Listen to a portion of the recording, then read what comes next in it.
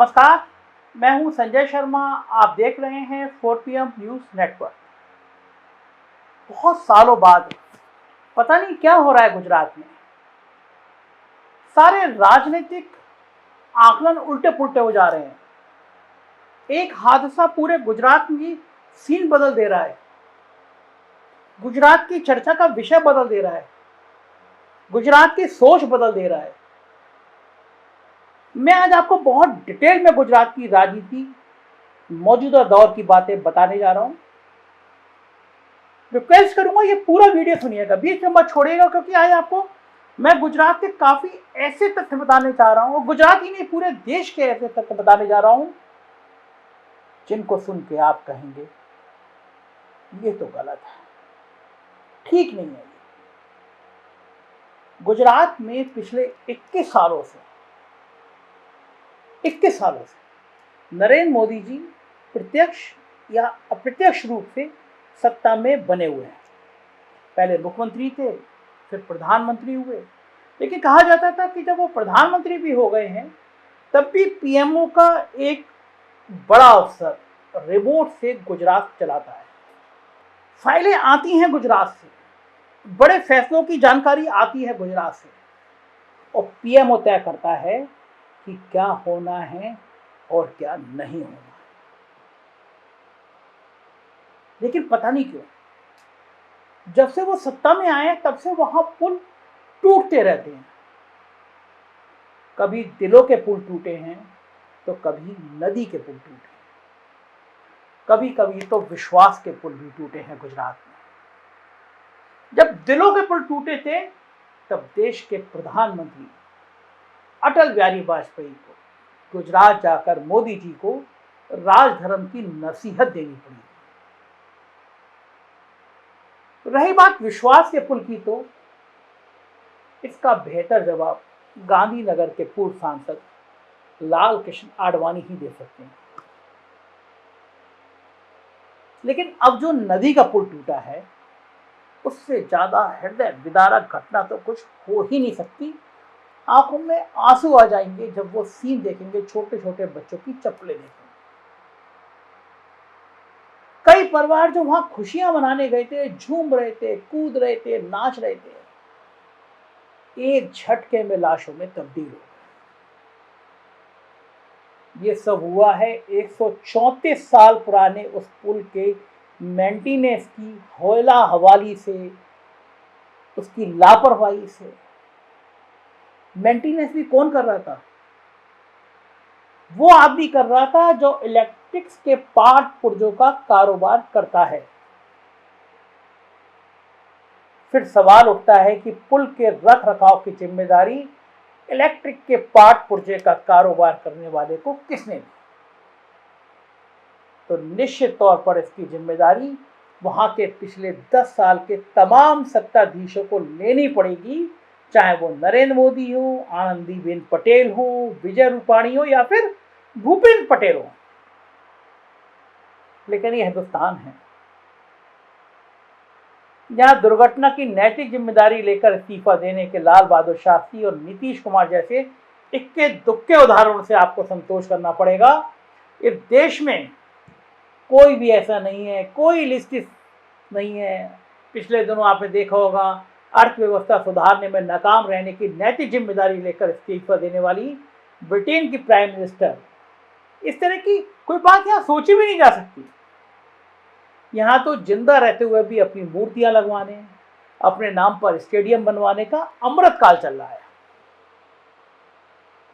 ऐसे में responsibility fix करने की बात तो दूर, हादसे की एफआईआर में मेंटेनेंस ठेकेदार का नाम तक डालने की जहमत तक उठाई नहीं जाती। खैर, ये सब बातें तो इस दुखद हादसे से जुड़े हुए ऐसे पहलू हैं जिसके जवाब निश्चित तौर पर मिलने ही चाहिए। लेकिन हम सब जानते हैं कि आखिर जवाब देगा कौन।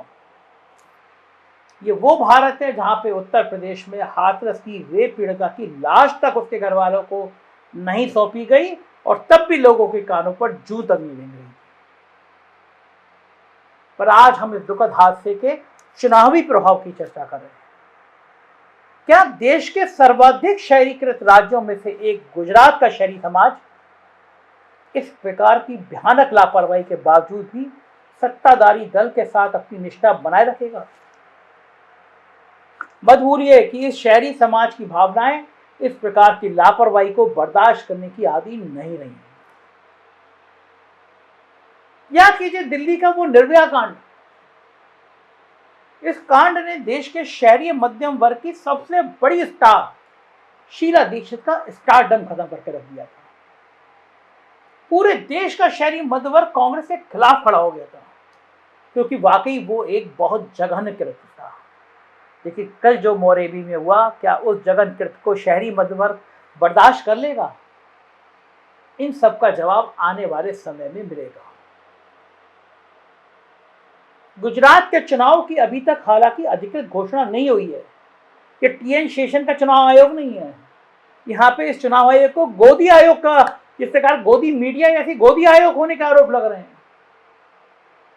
ऐसे में 27 सालों की एंटी इनकम्बेंसी के साथ यदि इस प्रकार के हादसे सामने आते हैं तो निश्चित तौर पर सत्ताधारी पार्टी को जनता के बीच इसका जवाब देना मुश्किल होता है, और खासकर तब जब हादसे के जिम्मेदार लोगों के साथ सीधे सत्ताधारी पार्टी से जुड़ रहे हैं। और ऊपर से तुर्रा यह कि एक दूसरे राज्य में पूर्व में ऐसा ही हादसा होने के लिए प्रधानमंत्री नरेंद्र मोदी जी ने बंगाल में उस राज्य की सरकार पर सीधा तंज कसते हुए देख रहे हैं, और वो वीडियो जमकर वायरल हो रहा है सुबह से। प्रधानमंत्री जी कह रहे हैं एक्ट ऑफ गॉड। बंगाल में बता रहे हैं कि भगवान ने इशारा किया है कि इस सत्ता को जाना चाहिए। लोग कह रहे हैं फिर अब गुजरात में भी भगवान ने इशारा कर दिया। याद कीजिए प्रधानमंत्री मनमोहन सिंह के बयान को, जिसमें उन्होंने कहा था पैसे पेड़ पर नहीं उगते, और तब मनमोहन सिंह के बयान पर भाजपा के लोगों ने पूरे देश में कैसी हाय तौबा मचा दी थी। लिहाजा लोग अब सरकार से पूछेंगे कि क्या जनता की गाड़ी कमाई से निकले टैक्स का पैसा अपने इलेक्ट्रिक पार्ट पुर्जे के कारोबारियों को लुटाने और उस पर लाशों का तमाशा देखने के लिए है? क्या आम आदमी की जान की कीमत से ज्यादा उस इलेक्ट्रिक कारोबारी का बचाव करना है जिसका एफआईआर में नाम लिखने से कलम कांपने लगती है? ये सब ऐसे सवाल हैं जो सीधे सीधे आम आदमी को झंझोड़ते रहते हैं, हर दौर में झंझोड़ते हैं। याद कीजिए 2007 से 2012 का यूपी में मायावती का दौर। इस दौर में कानून व्यवस्था पर तो बहुत सवाल नहीं थे, बल्कि उससे ज्यादा सवाल तो आज हैं। लेकिन जनता के दिलों में ये बात अंदर बैठ गई थी, घुस गई थी कि हमारी मेहनत का टैक्स का पैसा मूर्तियां बनाने में बर्बाद किया जा रहा है। और फिर उसके बाद जनता ने मायावती को सत्ता से उतार दिया था। आज तक टैक्स नहीं है। इसी गुजरात में 1994 में सूरत शहर में भयंकर प्लेग फैला था, और उसके बाद जनता ने छविदास मेहता की सरकार से सत्ता छीनकर भाजपा को ऐसा बिठाया कि आज 27 साल बाद भी भाजपा सत्ता में बनी हुई है। लेकिन पिछले चुनाव में सत्ता भाजपा के हाथ से लगभग चली गई थी। वो तो मणिशंकर अय्यर के बयान के बाद सेकंड फेज का इलेक्शन हुआ, और उसमें भी सूरत शहर ने पूरे राज्य का चुनावी नतीजा बदल दिया। मगर अब जब आम आदमी पार्टी, जो मूलतः शहरी मध्य वर्ग की पार्टी है, उसकी भी चुनौती बीजेपी को मिल रही है। ग्रामीण क्षेत्रों में कांग्रेस अपनी यथास्थिति को बरकरार रखती दिख रही है, और इसी बीच बिल्कुल सरकार और सरकार के पिट्ठू ठेकेदार की लापरवाही से इतना बड़ा हादसा हो जाता है, तो निश्चित तौर पर मोदी, शाह और कंपनी को आने वाले चुनावों में जवाब देना मुश्किल हो सकता है। मूंगफली और कपास के किसानों की समस्याएं घटने के बजाय बढ़ती जा रही हैं। आय घटने से शहरी मध्य वर्ग गहरे दबाव में है। असंगठित क्षेत्र टूट गया, टूटा हुआ है, परेशान है। कपड़ा उद्योग संकट में है। इस पर्व वाले त्योहार के सीजन में भी गुजरात के कपड़ा मैन्युफैक्चर की डिमांड 1/3 तक रह गई है, क्योंकि लोगों के पास पूरे देश में पैसा ही नहीं है, तो डिमांड कहां से आएगी? सब परेशान है महंगाई से। और इन सब के बीच जो थोड़े बहुत मनोरंजन के स्थान गुजरात में हैं, वहां हादसा हो जाता है और 150 लोगों की जान चली जाती है। आश्चर्यजनक बात यह है, पूछता है भारत जैसे प्रोग्राम चलाने वाले गोदी मीडिया भी इस घटना के लिए जिम्मेदार कौन, ये पूछ नहीं रहा।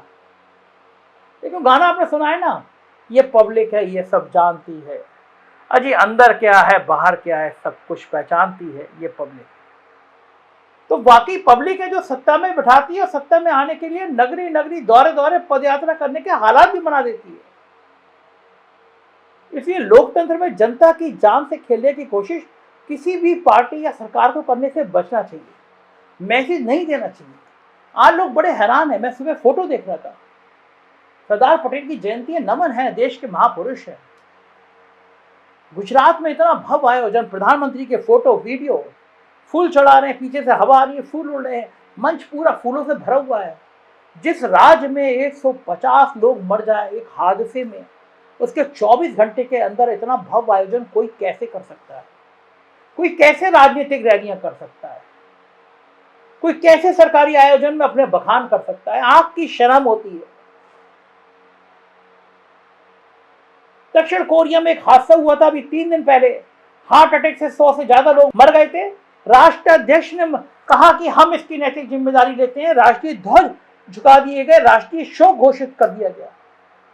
क्या इस देश में 150 लोगों की मौत को राष्ट्रीय शोक घोषित नहीं करना चाहिए? छोटे छोटे मासूम बच्चे तड़प तड़प के पानी के अंदर मर गए।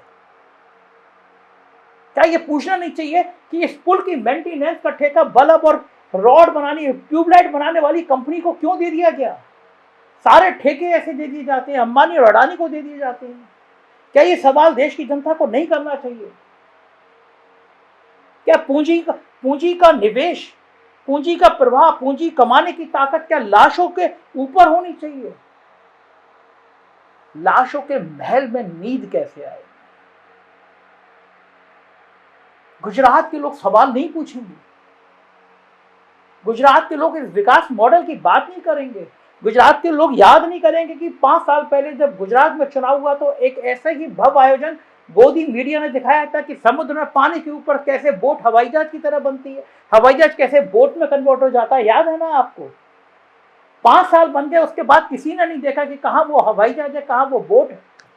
गुजरात का चुनाव है तो फिर महाराष्ट्र के बड़े बड़े उद्योग उठा के गुजरात में लगाए जा रहे हैं क्योंकि चुनाव जीतना है।